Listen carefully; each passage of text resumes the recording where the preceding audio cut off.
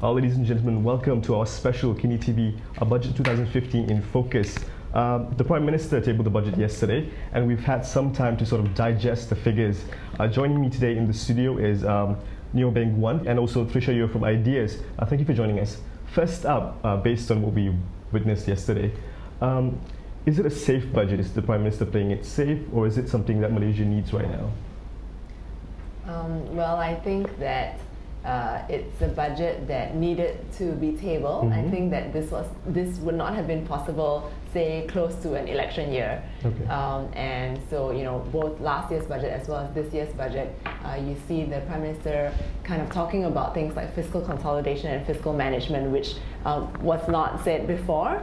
And I think it's also a rapid response to the kind of ratings, the international ratings that Malaysia had fallen in the last year. So this is a positive response. I think it's good for the international community to know that the government is focused on managing its fiscal deficit, in reducing its gap, and of course with the incoming GST and words like subsidy rationalization. For many years now, Malaysians and analysts have been talking about broadening the tax base.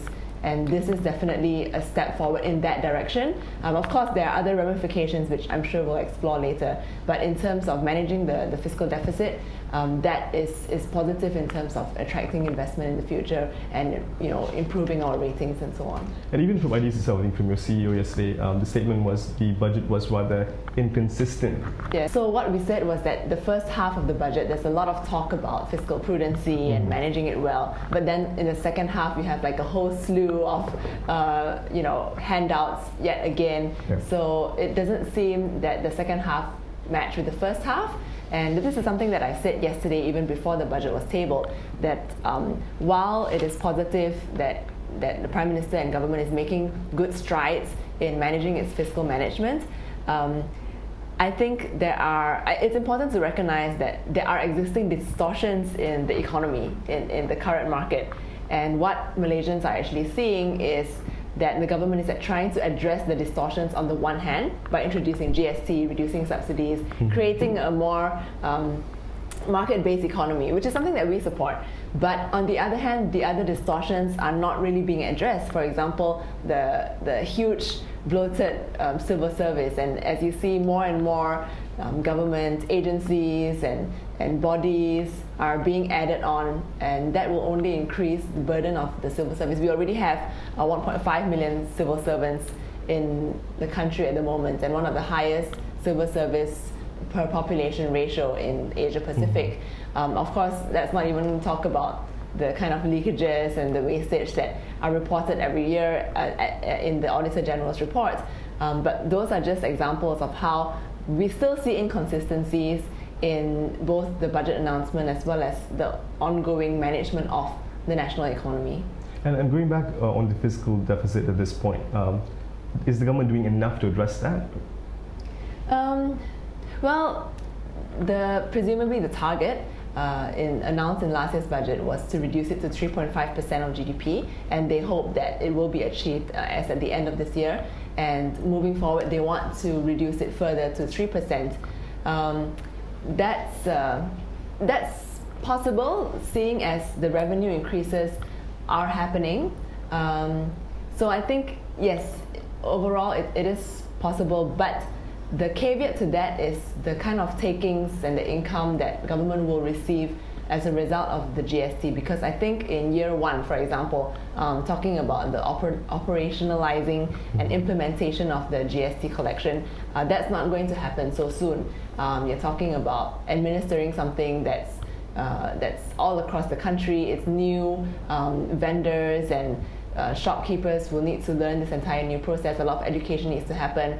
The budget yesterday talked about making use of volunteers to kind of recoup the amounts. I'm not sure what Mr. Neoh thinks of that, but I'm not sure how highly trained these volunteers are going to be as well. So the point mainly being that after government basically minuses off the sales and service tax, because that's going to be abolished, and then taking into consideration the additional cost needed to administer the GST, the takings we'll see what happens. I mean, the takings may or may not be able to cover the shortfall eventually.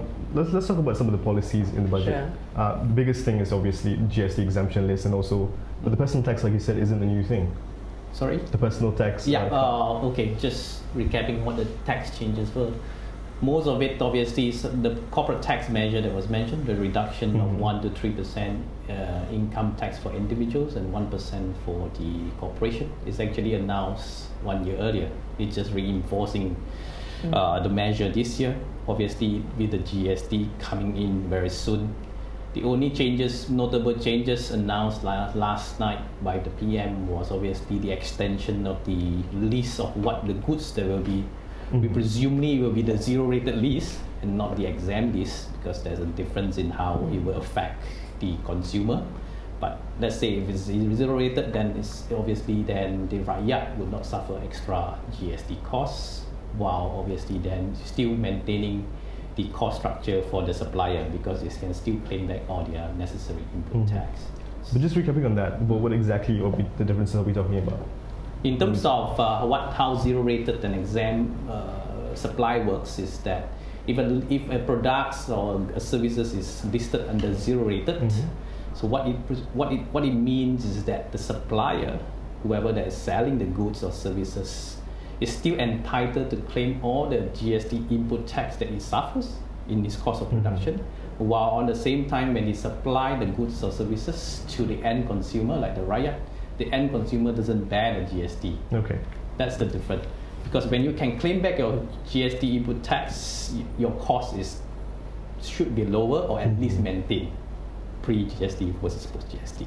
While if you are falling under the exempt supply list, let's say, give an example, exempt supply list has been announced in the last year's budget, though that the finalized exempt list is still not out. We were hoping for it yesterday, nothing was announced. So as a tax practitioner, it's a bit tough for us to advise our client on how to get around and go around doing it.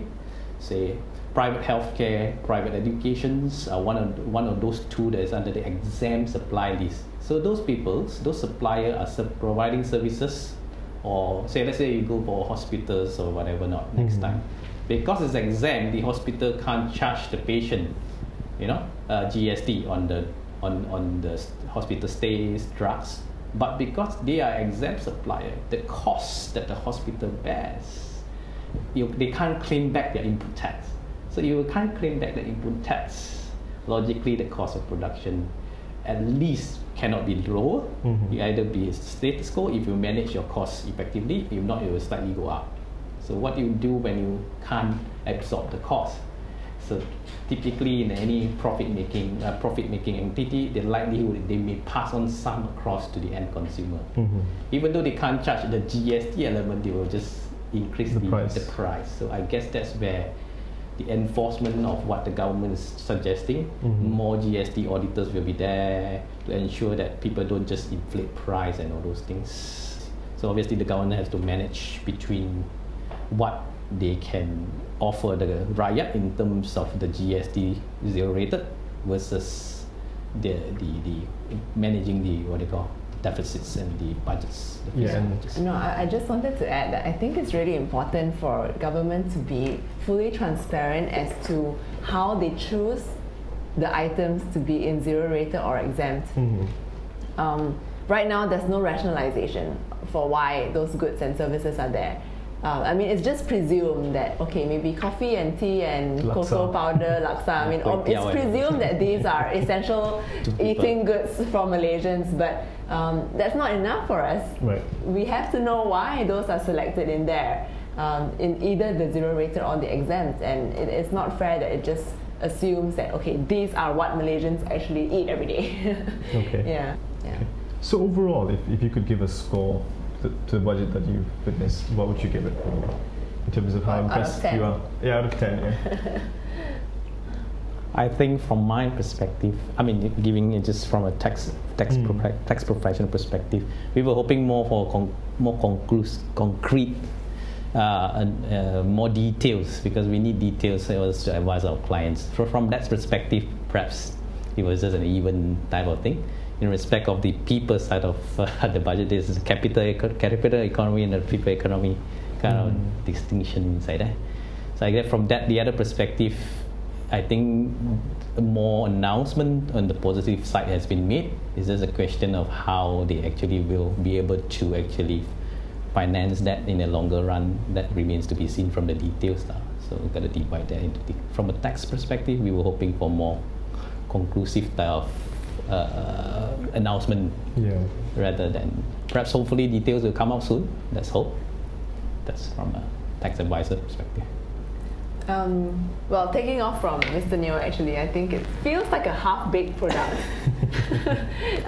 because of the fact that the details on the tax list are not there, as well as the whole petrol subsidy thing, which he said, "Oh, I'm going to announce it later. Details be forthcoming." So it's like you know when you watch Lord of the Rings and like you only watch the first or the second one and you're left hanging because the story hasn't ended yet. So you're waiting for the next announcement, and I was actually like, oh, is that it? Like, you know, did the speech end there?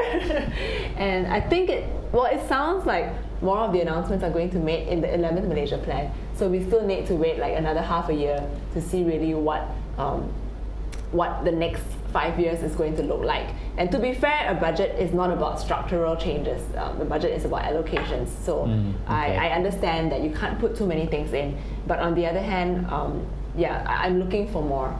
So it feels a bit half-baked and unfinished story. Unfinished story. Okay, with that, we're going to take a short break and we'll be back after this.